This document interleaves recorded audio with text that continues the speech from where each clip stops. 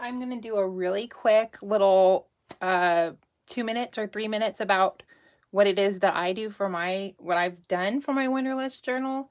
I'm a little weird because I don't always do all the lessons in the same book. Sometimes I just grab a random book to work in, but I'll show you the book that I've made, and then that I'll probably use next year, kind of what I do as far as my handmade. So what I like to do is I just get this large pad of watercolor paper. It's 11 by 15. It's 30 sheets, and I don't even think I've used all of them. And they're watercolor, so they're 140 pounds, which is super heavy weight. And they're a good size if you just take them and then you fold them in half. They make a really good size for a nice large layout in a journal. So I take that paper, and then there's a lot of tutorials on YouTube. Check them out. I fold 3 of them together, and then I make a signature. That's just one little section of your book. If you do 3, then it lays pretty flat for each spread. And even if you have the 2 together, so once you've got the 3, you'll follow a YouTube video and stitch, and you'll probably stitch better than I do because I'm not very good at stitching, but I don't care because it'll cover up. Even when it's in the middle between 2 signatures, you know, it's not going to be that big of a deal. Like, I don't care, but you could probably do it a little bit better and it will lay closer. You could put paper over that or tape or something like that, right?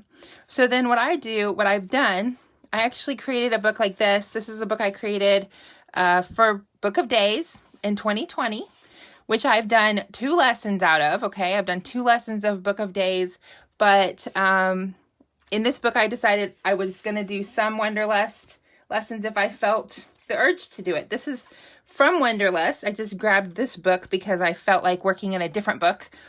The nice part about the naked one, I call it the naked one because it doesn't have a cover. I have seen where people say that their covers get all messed up. So if you put a pretty cover on it, your book can get messed up. I've seen that from the Dylusions journal. Darn it, I wish I could remember. Oh, here, I know where it is. Let me show you. Oh, I hit my leg. Okay, so here's a Dylusions journal. It is not the same size that most people use. This is a 5 by 7. It's a smaller one, but I use it as my mop-up journal. Look, all this is mostly, there's not a lot of collage in here. This is mostly just acrylic paint. There's a little bit of collage, but not a whole lot. And look at how much that has completely, like, it is fat now. It is not really much of anything on there, okay? The Dylusions books, people really like the Dylusion books for their, for Wanderlust. I mean, I would say the pages lay pretty flat. I don't normally worry about it on this book, but so some people have said with the Wanderlust classes, their journals, the binding is broken. You know, and here the good part is it's the way this binding is, you could cut that pretty easily. It's just kind of a piece of probably canvas, and you can, the signatures are in there. You could take them apart and you can redo this book if you want to. That's why I like to make my own book, because then I don't have to worry about that happening. So the Dina Wakley journal, it has lots of different kinds of paper, and I just feel like if I was working along and I wanted to do I was excited about doing Wanderlust, and then I opened my journal and the next page was a piece of burlap, I would just be so annoyed.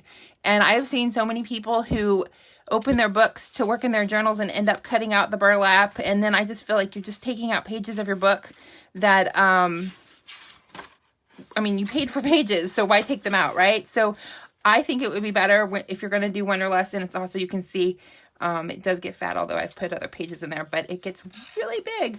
I would say it's almost better just to work out of a handmade book, just because you can adjust the size, you can give yourself some room for it to bloom, to get fat, to get chunky. You can add pages if you feel like you need more. You know, you can make your book as fat as you want it to. This would be 6 signatures, which I think this one has 3, but it has more in each signature. So this one, I don't think I've done a flip through on my YouTube before. I might have.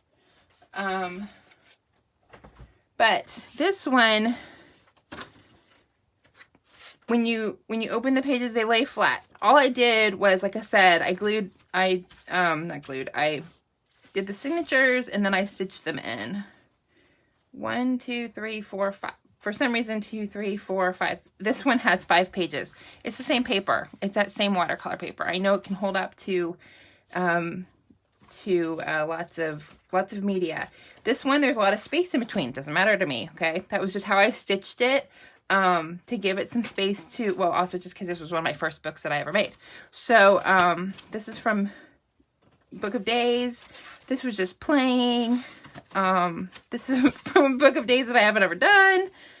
This is just a fun, whatever. This is from Wanderlust. So you can see, like, lots of media here. There's a lot of collage. It's a Laylee Mills class, who I love. And that's part of why I did this one, because it was inspired by that. There's some art foamies on here.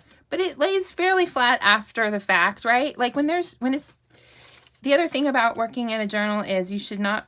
I've heard, and I've started doing this, you don't necessarily work front to back, because as you work, your spine will just expand and expand. So if you can work multiple places, give yourself some place, jump around. If it really bothers you to do that, then don't do that. But it does not bother me to not work in order, because the class, well, at least last year, or in 2021, this year, the lessons don't relate to each other necessarily. You might do like one section of classes, like maybe each month together, but then the next one you could do in a different group or something, or put tabs on it or something, just because it doesn't bother me. Like I said, I just kind of grab a book and I work in it. I don't necessarily need my own book for Wanderlust. Although next year, I know in 2022, they're doing a lot more focused techniques. So I might decide to change my mind, but this is what I've done. Okay, let's see. So a lot of times, this was my mop-up journal too. So I just would grab this. Actually, I think this page already had some paint on it before I started all the collage madness that we did. So this was a Laylee Mills class, or I think it's from her class, or just a play. This was just me wanting to play with some collage, probably one of my lives that I did. I don't really remember. I kind of think I remember doing that during live. This was actually also from Wanderlust. I might have used this book a lot more than using the other book, because this book already had a lot of paint on the pages. So because it was my mop-up journal, kind of like this one is, I would just use it to clean off my gel plate or my brayer or whatever, or my stencils, so that I don't like wasting paint. I don't like leaving paint anywhere or just wiping paint off. So like even this was some spray from Tim Holtz Mica Mist. And so I just grabbed my journal and I threw that down just to have something in the background, have something on the pages, so they're not white pages anymore. So this is a good time, if you figure out what journal you're going to get, to go in and maybe do some of that. If you want to play, do a gel printing session, make yourself some pages in your journal so that it's not plain, and then you're not afraid. It's not as intimidating to start. I think this might have been, I don't know, maybe it was inspired by one. Just playing. This one was fun. I like this one. This one inspired a canvas. This was just playing with purple, because one month I was focusing on purple. Mop up. This is like the first class from Wanderlust. Wanderlust 2021. It was like the very first class, one of the Cassia Avery classes. This was one of my lives. This was one of the classes from Wanderlust that she did something with this dandelion, and we did something on another piece of paper, and I just didn't end up putting it in the book.